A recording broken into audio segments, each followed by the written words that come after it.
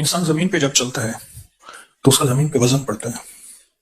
ہر انسان کا ایک وزن ہوتا ہے تو زمین پہ پڑتا ہے. جس زمین پہ سینکڑوں لوگ چلیں تو وزن اور بڑھ جائے گا، پھر اس پہ ہزاروں چلیں تو اور وزن بڑھے گا، پھر ہزاروں سے لاکھوں تو وزن لاکھوں سے اور نکل جائے گا آگے، پھر کروڑوں اور پھر اربوں انسان اس زمین پہ جب چلیں گے تو وزن بڑھتا جائے گا.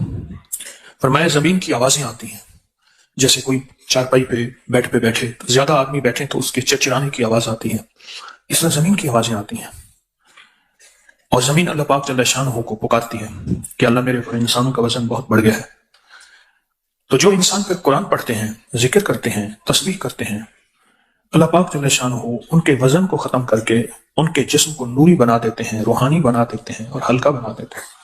ان کے جسم کا وزن نہیں رہتا.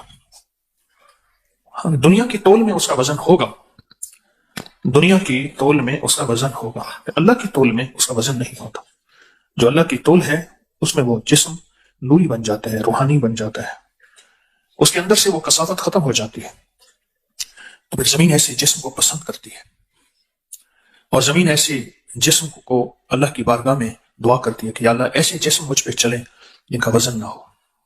ذکر کرنے والا، تسبیح پڑھنے والا، قرآن پاک کی کوئی سورت پڑھنے والا، قرآن پاک کا کوئی ذکر کرنے والا، کوئی عمل کرنے والا شخص، اللہ پاک اس کی جسم کو ہلکا کر دیتے.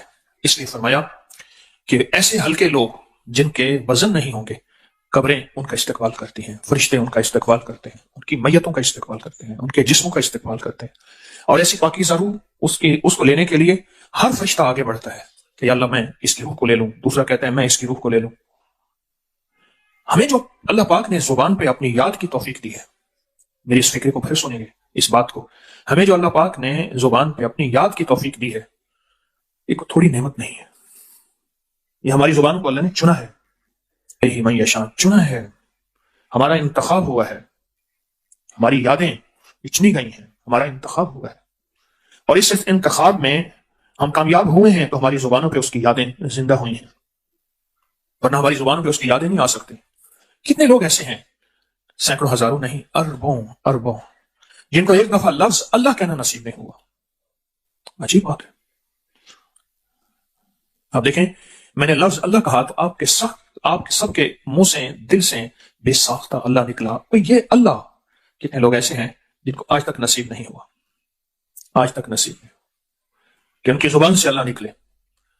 معلوم یہ ہوا کہ اس کریم نے ہمارا انتخاب کیا ہے، اس کریم نے ہمارے اوپر کرم کیا ہے، اس کریم نے ہمارے اوپر عطائیں کی ہیں کہ اس نے ہمیں اپنے نام کے لینے والوں میں سے بنا دیا ہے کہ جاؤ میرے فرشتوں ان کے دلوں میں میری محبت ڈال دو اور ان کی زبانوں پہ میرا نام جاری کر دو. کہا کہ درویش کے پاس آئے کہ حضرت مجھے کیسے پتا چلے کہ میرا یہ ذکر قبول ہے؟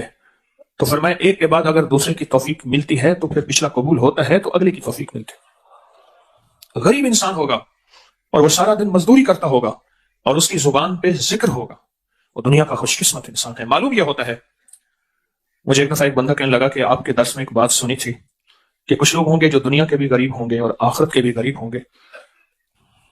تو میں تو دنیا کا غریب مزدور ہوں، کیا آخرت کا بھی میں مزدور رہوں گا، غریب بنوں گا؟ تو میں نے اسے ایک بات کہی، میں نے کہا اگر تیرے زبان پہ ہر وقت اللہ کا ذکر ہے تو معلوم یہ ہوتا ہے کہ اللہ تجھے مالدار لوگوں میں شامل کرنا چاہتا ہے اور تو آخرت کے مالدار لوگوں میں شامل ہے اگر تیری زبان پہ اللہ کا ذکر ہے، اللہ کی یاد ہے. تجھے اللہ پاک آخرت کے غریبوں میں شامل نہیں کرنا چاہتا. کچھ لوگ ہیں دنیا میں بھی غریب ہوتے ہیں اور آخرت میں بھی غریب ہیں. کچھ لوگ ایسے ہوتے ہیں جو دنیا میں تو غریب ہوتے ہیں، آخرت میں مالدار ہوتے ہیں، آخرت میں مالدار ہوتے ہیں. دنیا والے ان کو دھتکارتے ہیں، ان کی کوئی حیثیت نہیں، لیکن وہ اللہ کے ذکر کو نہیں چھوڑتے، اور دن اللہ کا ذکر کرتے رہتے ہیں. وہ آخرت میں مالدار ہوتا ہے. اور جو آخرت کے مالدار ہے وہی اصل ہے جو آخرت کا مالدار ہے. آپ وہ لوگ ہیں جو اللہ کا ذکر کرتے ہیں، آپ زمین پہ بوجھ نہیں ہیں، زمین پہ بوجھ نہیں. جو زمین پہ بوجھ ہوتے ہیں زمین پکارتی ہے یا اللہ میرے اوپر بوجھ ہے، اسے میرے اندر ڈال دے. بہتر ہے کہ یہ زندہ نہ رہے، یہ میرے اندر آ جائے اور میں اس کو ہضم کر جاؤں، میں اس کو ہڑپ کر جاؤں، یعنی اس کو موت آ جائے. اس لیے جب یہی لوگ جو زمین پہ بوجھ نہیں ہوتے مرتے ہیں تو ان پہ زمین خود روتی ہے. جہاں سجدے دیتے ہیں وہ جگہ ہوتی ہیں، جہاں تسبیحاں کرتے ہیں وہ جگہ، وہ درخت جس کے نیچے سے گزرے تھے، کوئی پہاڑ، کوئی راستہ، کوئی جانور، کوئی ایسے جو ان کا ذکر سنتے ہیں، یہ سب اس کی جدائی پہ روتے ہیں، حتیٰ کہ کیونکہ یہ زمین پہ بوجھ نہیں تھا، حتیٰ کہ آسمان کے وہ دروازے جہاں سے اس کے لیے رزق آتا تھا، وہ دروازے تک روتے ہیں کہ یا اللہ، ایک بندہ تھا جو زمین پہ بوجھ نہیں تھا، راحت کا سامان تھا، آج وہ کہاں چلا گیا؟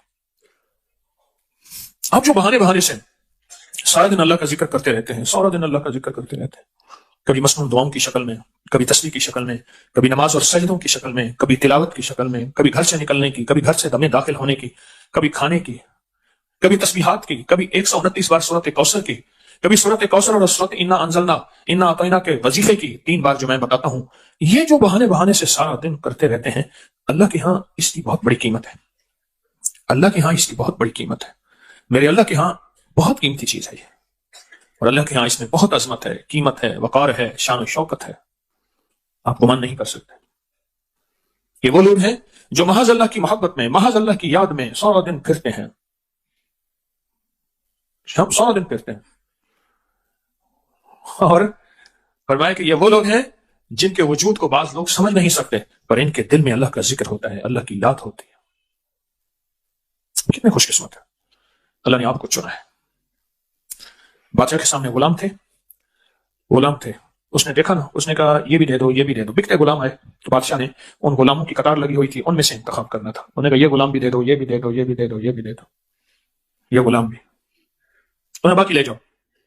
ان میں ایک غلام تھا، ایک غلام، تو اس نے کہا کہ آپ نے سب کو اپنی پسند سے لیا ہے، مجھے اللہ کی پسند پہ لے لیں، اللہ کے لیے مجھے اپنی غلامی میں لے لیں۔ انہوں نے کہا ٹھیک ہے، اور وہ شخص اللہ کی غلامی میں، اس نے وہ غلامی کی دیانتداری کے ساتھ، ایمانداری کے ساتھ، خلوص اور سچی خدمت کے ساتھ ترقی کرتے کرتے کرتے ایک وقت آیا وہ خود بادشاہ بن گیا، اور آج اس کی قبر لاہور کی انارکلی میں قطب الدین ایبک، انہیں مجھے اللہ کے لیے لے لیں، لیکن اس نے اللہ کے لیے لے کے پھر کر کے دکھایا کہ اللہ کے لیے ایسے لیا جاتا ہے اور اپنے آپ کو ایسے سپرد کیا جاتا ہے، ایسے سپرد کیا جاتا ہے، خلوص سے، دیانتداری سے، سچائی سے خدمت میں لگا رہا، کوئی تما نہیں، کوئی غرض نہیں، کوئی عہدہ، کسی چیز کی طلب نہیں، بس لگا رہا۔ ہمیں اللہ نے اپنے لیے چنا ہے، باقی لوگوں کو دولت، مال، چیزوں کے لیے، مجھے اللہ نے اپنی یاد کے لیے چن لیا ہے۔ واہ مولا تیری کتنی کریمی ہے۔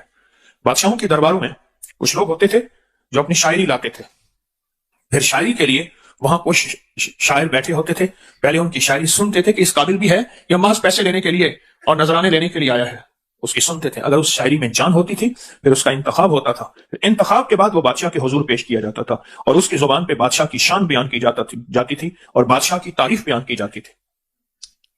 معلوم ہوا کہ فرشتوں نے چنا ہمیں، اللہ کے امر سے فرشتوں نے چنا، اور فرشتوں نے چننے کے بعد پھر اللہ کے نام کو، اللہ کی یاد کو اور اللہ کے ذکر کو ہماری زبانوں کا حصہ بنا دیا۔ چنا، اللہ نے چنا، اپنے نام کو، اپنی یاد کو ہماری زبانوں پہ جاری کر دیا کہ جاؤ میرے نام اور میری یادیں تمہاری زبانوں پہ جاری و ساری ہو گئی ہیں، جاؤ میری نام اور میری یادیں، میرا نام اور میری یاد ہے۔ یہ قسمت ہے، خوش قسمتی ہے۔ کتنی موتیں ایسی ہیں، کتنی موتیں ایسی ہیں، کتنی موتیں ایسی ہیں جن موتوں میں ذکر نہیں آیا، کلمہ نہیں آیا، اللہ کا نام نہیں آیا، ساری زندگی، ساری حیاتی ایک بول بولتے رہے، اور اس بول کو بولتے بولتے موت کے وقت بھی وہی بول سامنے آیا، حتیٰ کہ کچھ لوگوں نے کلمہ تلقین کیا تو ان کی زبان پہ کلمہ جاری نہیں ہوا۔ جو زندگی بھر بول رہے گا، اس لیے فرمایا 3 چیزیں موت میں سامنے آتی ہیں، یاد رکھیے گا۔ ایک دوست، جب زندگی کی کشمکشوں کی تانے بانے ٹوٹ رہے ہوں گے، ایک دوست جس سے محبت ہوگی، جس سے تعلق ہوگا، اگر وہ اللہ والا ہوگا تو وہ دوست سامنے ہوگا اور اس کو کلمے کی یاد آ جائے گی۔ ایک محفل، جن محفلوں میں زیادہ اٹھنا بیٹھنا ہوگا، جیسے آپ حضرات کی محبت تسبیح خانے سے ہے، موت کے آخری لمحوں میں یہ محفلیں سامنے لائی جائیں گی، موت کے آخری لمحوں میں، پھر ان محفلوں کو دیکھے گا۔ اس لیے موت کے بعد آنکھیں بند کی جاتی ہیں، ٹک بند کے دیکھ رہا ہوتا ہے۔ 2 چیزیں موت کے بعد بند کی جاتی ہیں، ایک منہ، ایک آنکھیں۔ آپ کو میں ایک منظر بتاتا ہوں، کوئی حیرت انگیز چیز ہو جسے آپ دیکھیں، کوئی بھی حیرت انگیز چیز ہو، آپ دیکھیں نا ایسے، ہاں آپ بے ساختہ آپ دیکھیں گے تو آنکھیں بھی کھلی رہ جائیں گی اور منہ بھی کھلا رہ جائے گا۔ آپ محسوس کریں، دیکھیں کیسے ہوتا ہے کوئی ایسے، ہاں اچھا، آنکھیں بھی اور मुंह भी खुला रह जाएगा। बंदे वो जो दुनिया में सुनता था मौत के मनाजिर, मौत के मजाहिर, मौत की अलामात, आखिरत का निजाम, वो जो सुनता था सारों आंखों के सामने अचानक खुला हो गया, हकीकत बन के सामने आ गया। आंखें खुली की खुली रह गई। हाँ, अच्छा ये था, खुली रह गई, खुली रह गई, आंखें खुली रह गई। जब आंखें खुली रह गई ना, तो इन आंखों को फिर बंद किया जाता है, इस मुंह को बंद किया जाता है।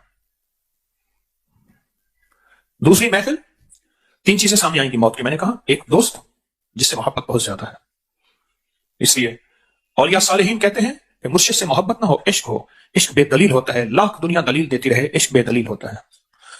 दूसरा महफिल, जिसमें जिंदगी के इसके दिन रात गुजरे, 2 चीजें। और तीसरा बोल, जिन बोलों को यह कसरत से बोलता था। दुनिया के बोल भी बोलने हैं, दुनिया की जिंदगी की भी जरूरत है। मुझे एक साहब मिले जो बोलना छोड़ गए थे, कोई चीज भी हो लिख के देते थे और मुख्तसर लफ्ज लिखते थे। चंद दिन मेरा उनसे वास्ता रहा, किसी सफर में अचानक मिले, पता चला कि इन्होंने कई सालों से बोलना छोड़ा हुआ है। और मैंने उनसे पूछा तो आपने कई सालों से बोलना छोड़ा हुआ है? उन्होंने गर्दन हिलाई। मैंने ज्यादा सवाल किए तो उन्होंने एक लफ्ज लिख के दिया, मुझसे ज्यादा सवाल ना करें, बस इतना लिख के दिया। और वो भी नीचे से कोई मेरे ख्याल में डब्बी उठाई, जेब से कलम निकाला और उस गत्ते के ऊपर लिख के मुझे दे दिया, ये ज्यादा सवाल ना करें।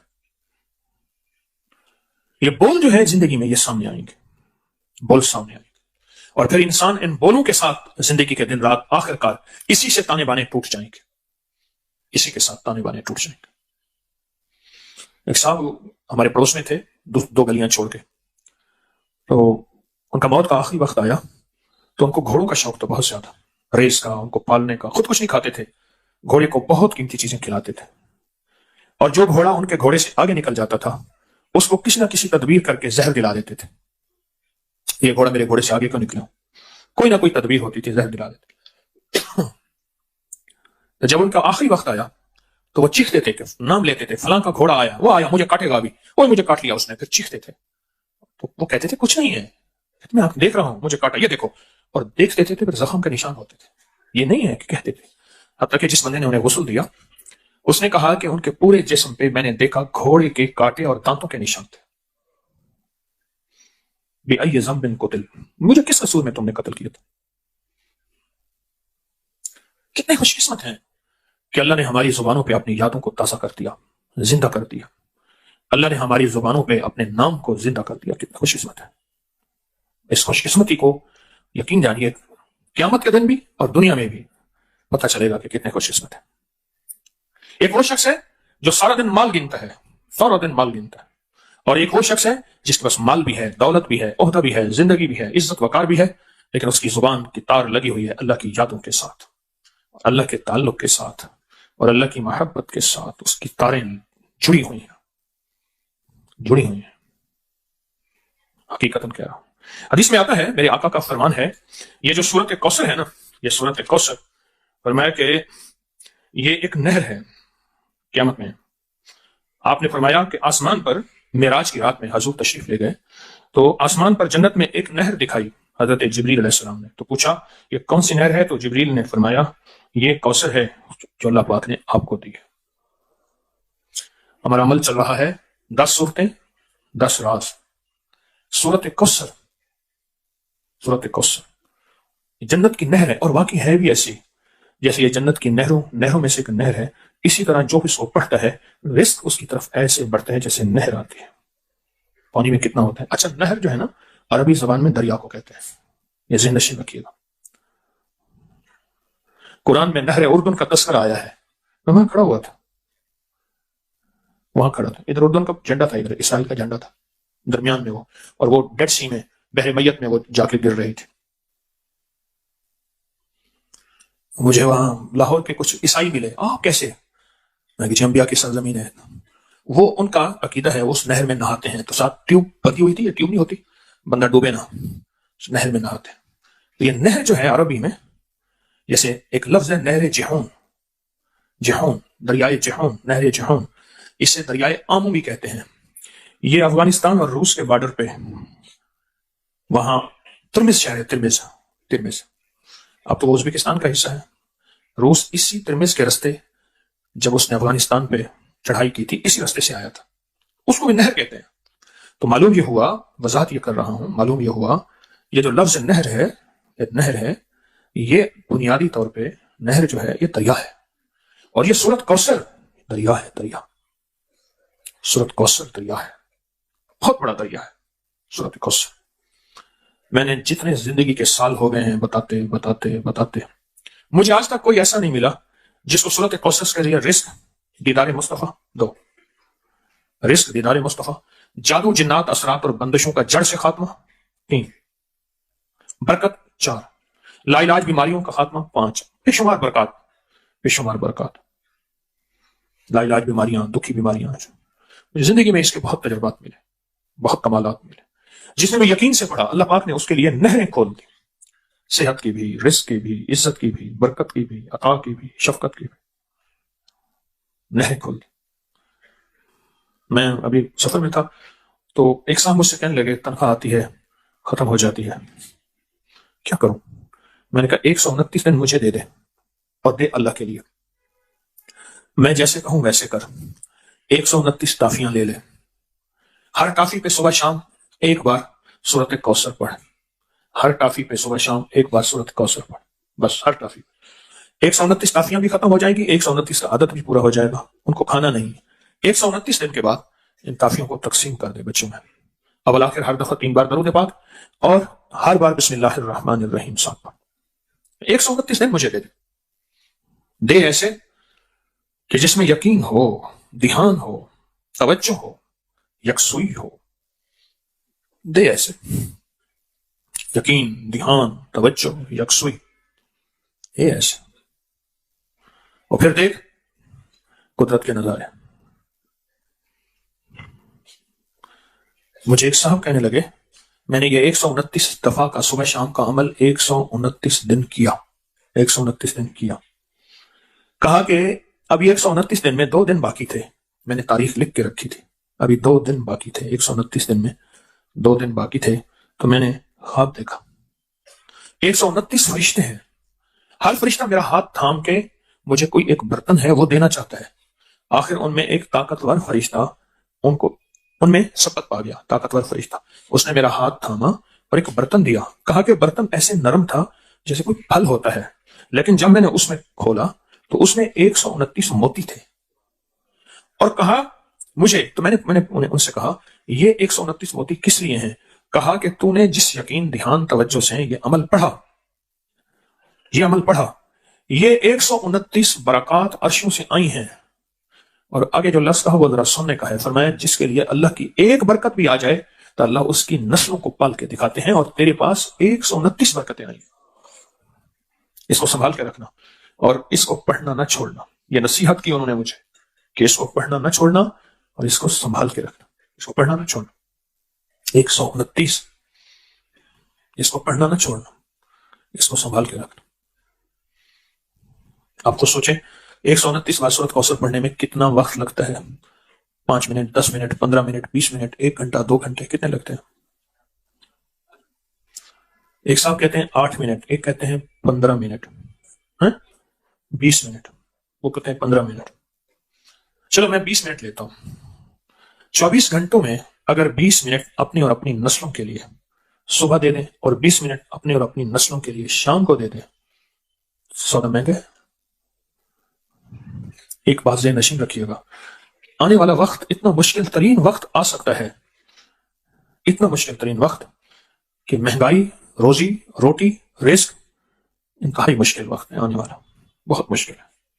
کوئی خوش قسمت انسان ہوگا جو آنے والے وقت میں کہے گا کہ میرا رزق کشادہ ہے، میرا رزق کشادہ ہے، میرا رزق کشادہ ہے، الا ما رحم ربی، جس پہ اس کی رحمت ہوگی کہ میرا رزق کشادہ ہے۔ چند سالوں میں جو مہنگائی ہوئی ہے، کیا یہ ہمارے گمان میں تھی، خیال میں تھی، سوچوں میں تھی؟ یہ بادشاہ کا قصور تو نہیں ہے، یہ تو عرشوں سے فیصلے ہوئے ہیں۔ میں ایک آپ کو یقینی بات بتاؤں، آپ اس مہنگائی سے نہیں گزر رہے جس مہنگائی سے دنیا کے ملک گزر رہے ہیں، آپ نہیں گزر رہے، یہ میری بات حقیقت ہے۔ جب انسان باہر نکلتا ہے پتہ چلتا ہے یہ کیا، اور یہ کیسے ممکن ہے، اور یہ کیسے ہو سکتا ہے، انسان جب باہر نکلتا ہے پھر پتہ چلتا ہے۔ جس پہ اللہ چاہے اس میں مہنگائی کا اثر ہی نہ ہو، اثر ہی نہ ہو۔ درباروں کے مجاور اور گدی نشینوں پہ قیامت تک شاید مہنگائی کا اثر نہ ہو، ہر چیز تو اللہ کے امر میں ہے، کبھی بھی نہ ہو۔ لوگ جن کو زبردستی پیسے دے جائیں، اور زبردستی، ہمارے یہاں ایک مختوم صاحب تھے، میرے والد صاحب رحمۃ اللہ علیہ نے بتایا، وہ جھاڑو دیتے تھے، مجھے ایک دفعہ لے گئے مختوم صاحب کے پاس، ان کا باغ اور ہمارا باغ جو ہے وہ اس کو بالکل قریب قریب تھا، بہت محبت کرتے تھے والد صاحب رحمۃ اللہ علیہ سے۔ تو وہ ایک بندہ جھاڑو دے رہا تھا، اس نے کہا اس نے اپنی زمینوں کی زمینیں مربوں کے مربے منت کر کے مختوم صاحب کے نام کرا دی، اور صبح شام روکی سوکی روٹی ملتی ہے، اور ساری زندگی یہاں جھاڑو دیتا ہے، اور کہتا ہے مر جاؤں تو بس کفن دے کے کہیں دفن کر دینا، یہی میری متا ہے۔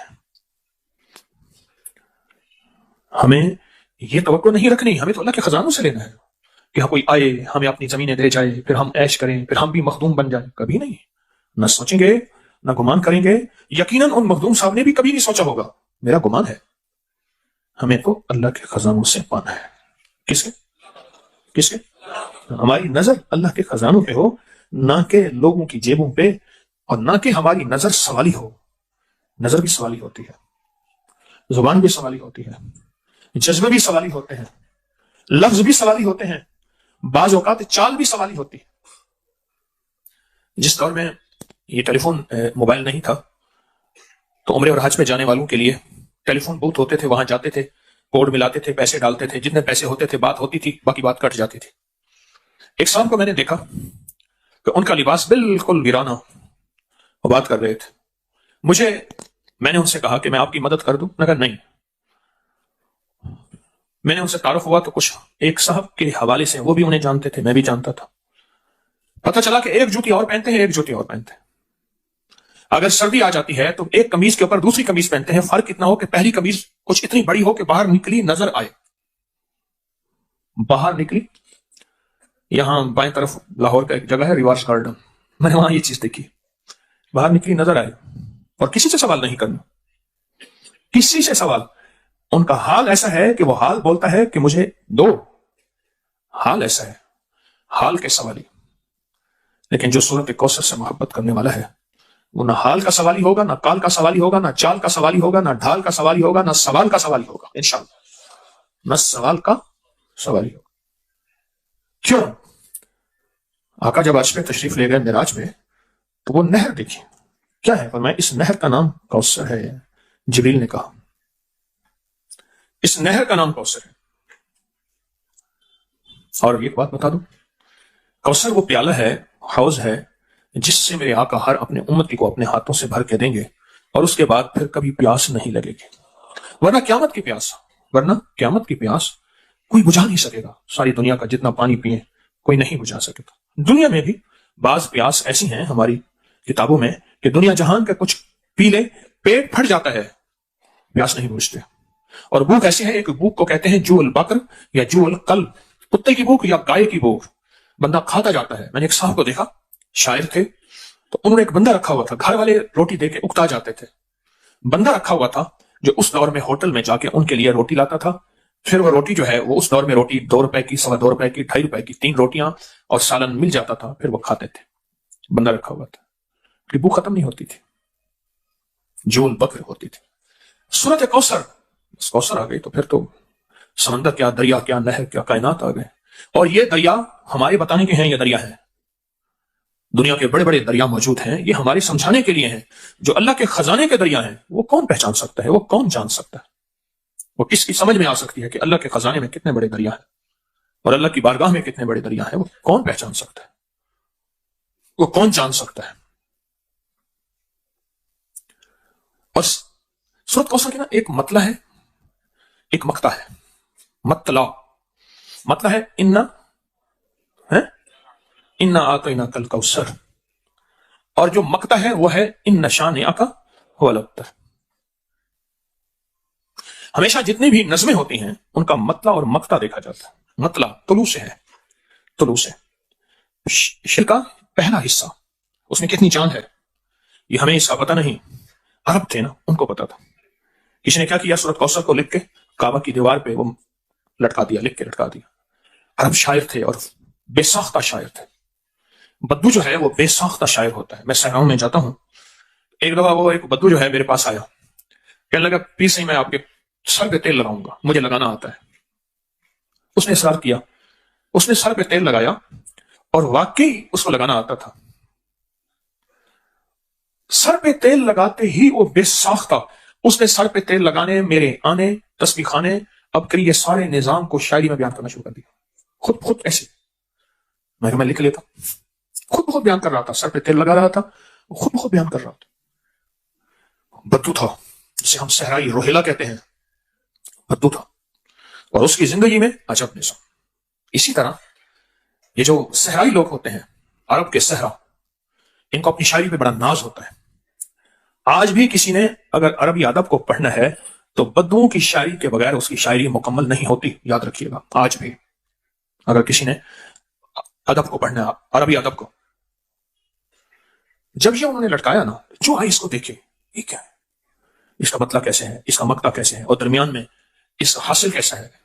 فصل لربک وانحر, بس سارے عاجز آ گئے کہ کسی کوئی آخری درجے کا اونچا شاعر ہے جس کی یہ شاعری ہے, ہم عاجز آ گئے. آخر ایک بڑا شاعر لے آئے, اس نے آ کے دیکھا نا, اس نے کہا ھذا کلام ربی, تو اللہ کا کلام ہے. آپ کی زبان پہ سورۃ کوثر آئی ہے تو معلوم ہی ہو کہ اللہ کوثر کے خزانے آپ کو دینا چاہتے ہیں تو زبان پہ جاری کیا ہے.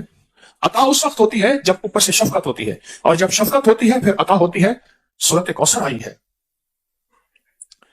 پرانی بات ہے, ایک صاحب مجھے ملے, کہے آپ سورۃ کوثر بتاتے ہیں.